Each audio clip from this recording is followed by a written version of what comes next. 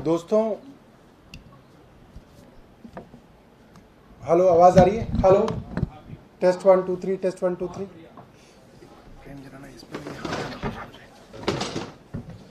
अब ठीक आ रही है? ठीक है। जो लोग म्युनिसिपल कॉरपोरेशन को कवर करते हैं दिल्ली में, या उनको जानकारी दूसरे राज्यों की होगी, तो वो जानते हैं कि टोल टैक्स से जो रेवेन्यू दिल्ली को या किसी राज्य को आता है वो एक बहुत बड़ा सोर्स होता है रेवेन्यू का। बहुत बड़ी आय अर्जित होती है दिल्ली नगर निगम की रेवेन्यूज की। और दिल्ली क्योंकि आसपास कई बड़े बड़े शहरों से घिरा हुआ है, उत्तर प्रदेश हरियाणा का बॉर्डर जो है दिल्ली से सटता है, और हजारों लाखों लोग दिल्ली से गुड़गांव, दिल्ली से फरीदाबाद, गुड़गांव से दिल्ली, नोएडा से दिल्ली टोल टैक्स देके आते हैं। ये हम सबको मालूम है। जितनी भी कमर्शियल गाड़ियां हैं, टैक्सी हैं, गुड्स व्हीकल्स हैं, ट्रक्स हैं, सब टोल टैक्स देते हैं।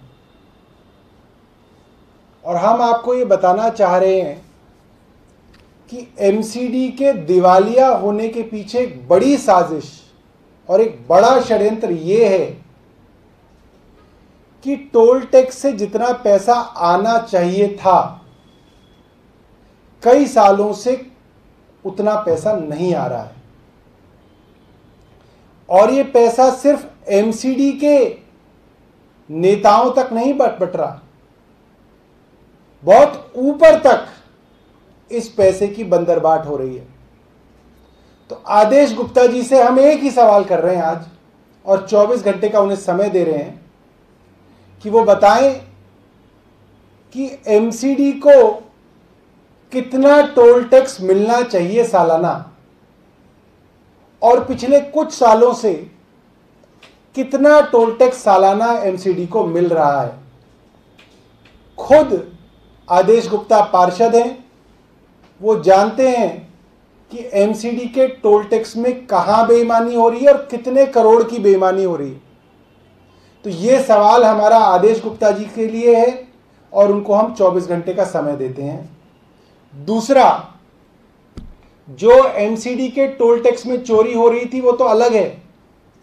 एक बड़ी चोरी कल एमसीडी द्वारा की जा रही है। दिल्ली के अंदर सबको मालूम है, कोरोना के चलते जो लॉकडाउन हुआ था 19 अप्रैल से 7 जून तक ये लॉकडाउन था। और ये भी मालूम है कि इस लॉकडाउन के समय पे सारे कमर्शियल व्हीकल चला करते थे। माल लेने के लिए, माल ढोने के लिए जितने भी दिल्ली के अंदर सामान आता था वो टोल टैक्स से बाकायदा आता था। टैक्सियां उस वक्त भी चल रही थी, कैब्स उस वक्त भी चल रही थी, और तब भी सिर्फ 19 अप्रैल से लेकर 7 जून तक लॉकडाउन था। मगर कल दिल्ली नगर निगम 10 अप्रैल से लेकर 1 अगस्त तक एक टोल टैक्स की माफी देने जा रही है। और इसके अंदर कल 92,91,85,781 रुपए की माफी इस कंपनी को दी जा रही है। और इसके अंदर यह कहा इन्होंने कि क्योंकि हमने पार्किंग वालों का पैसा माफ कर दिया, एडवर्टाइजमेंट वालों का पैसा माफ कर दिया, लिहाजा अब टोल टैक्स वालों का भी 92,91,00,000 करीब पैसा जो है कल दिल्ली नगर निगम माफ करने जा रहा है। और ये पैसा जो है तीनों नगर निगमों में बंटता है, मगर इसकी जो पूरी एडमिनिस्ट्रेटिव अप्रूवल होती है और पूरा का पूरा एडमिनिस्ट्रेटिव कंट्रोल है वो साउथ दिल्ली म्युनिसिपल कॉरपोरेशन करता है, वही इसका टेंडर करता है। तो कल एसडीएमसी के स्टैंडिंग कमेटी के अंदर ये मामला आ रहा है और हम इसका पूरी तरीके से स्टैंडिंग कमेटी में और दिल्ली नगर निगम में विरोध करेंगे।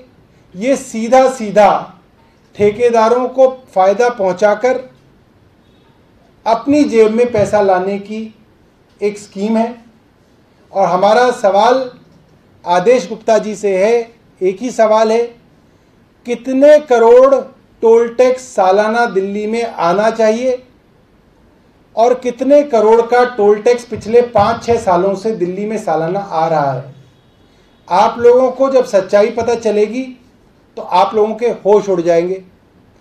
अगर आदेश गुप्ता जी ने इसका जवाब नहीं दिया तो हम सारे के सारे कागज और सारी के सारी फिगर्स आप लोगों के सामने रखेंगे और आपको बताएंगे कि कितनी बड़ी चोरी टोल टैक्स के रूप में दिल्ली में हो रही है। बहुत बहुत धन्यवाद।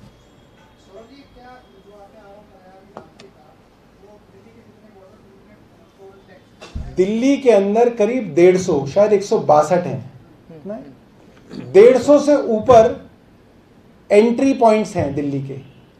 उन सारे के सारे एंट्री पॉइंट्स का ठेका एक ठेकेदार को दिया जाता है और इस ठेकेदार के साथ सांठगांठ कर कर दिल्ली नगर निगम को करोड़ों रुपए का चूना लगाया जाता है। और यह किसी काउंसलर के लेवल का काम नहीं है, इसके अंदर दिल्ली नगर निगम के सबसे आला अधिकारी, कमिश्नर, सीधा सीधा कमिश्नर की देखरेख के अंदर पैसा इकट्ठा किया जाता है। और ये पैसा केंद्र सरकार में कहां तक जाता है मैं कल बताऊंगा तो आप लोगों के होश उड़ जाएंगे। और कितना पैसा जाता है आपको समझ में आ जाएगा कि क्यों दिल्ली एमसीडी को भाजपा एक सोने के अंडे देने वाली मुर्गी की तरह बचा के रखना चाहती है, अपने पास रखना चाहती है। और कोई सवाल?